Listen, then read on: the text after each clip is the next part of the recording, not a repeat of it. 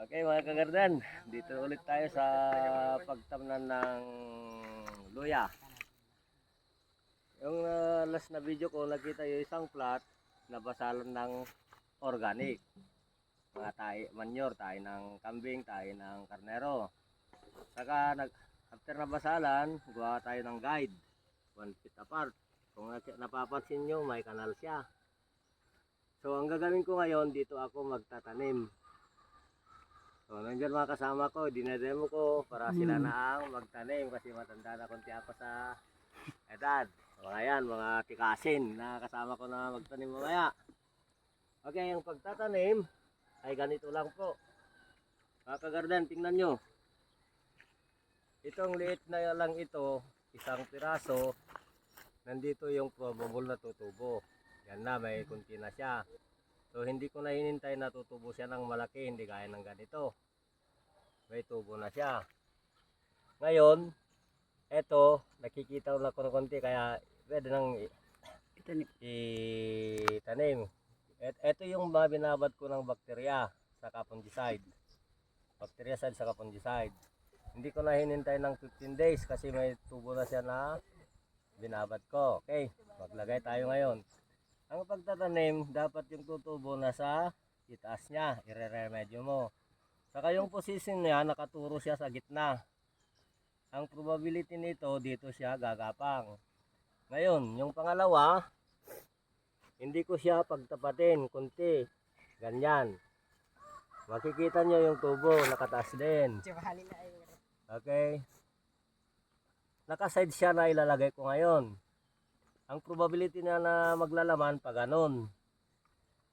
Yung isa pa ganon. So may extra pa dito na paglagyan ng laman. Ngayon, ito na naman. Padiretso rin siya. Para diretso yung tubo niya. Ito naman, yung isa, interval siya pa ganon. So may pagtapatin mo rin ito. Pag tutubo yan, may probability pa ganon. So, lahat dyan pupuntahan ng laman niya. Okay? So, gawin ko ngayon ng isang 1 feet bawat pagitan. Ang layo niya para hindi kadikit-dikit. So, ganon. Dito mag-umpisa. Para ito, paside siya. Ito naman yung diretso ngayon. Ito yung paside ito. Kasi yun, padiretso siya. Ito ang paside.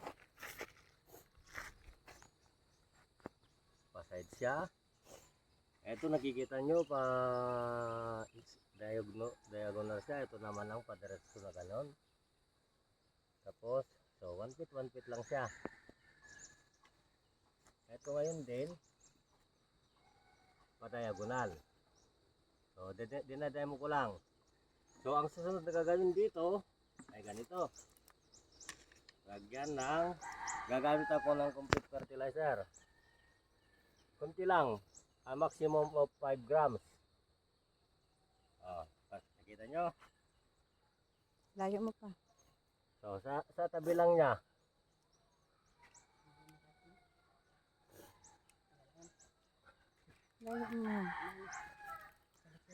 Okay, lalagyan ng garaga ng organic fertilizer. Ang susunod,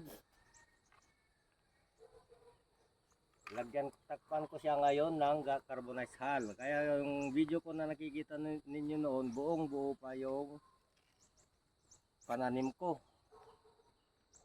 Isa, dalawa, tatlo, apat. Huwag natin tipidin. Okay, pagkalagay niyan, tabunan din ng konti. Susunod, ganyan.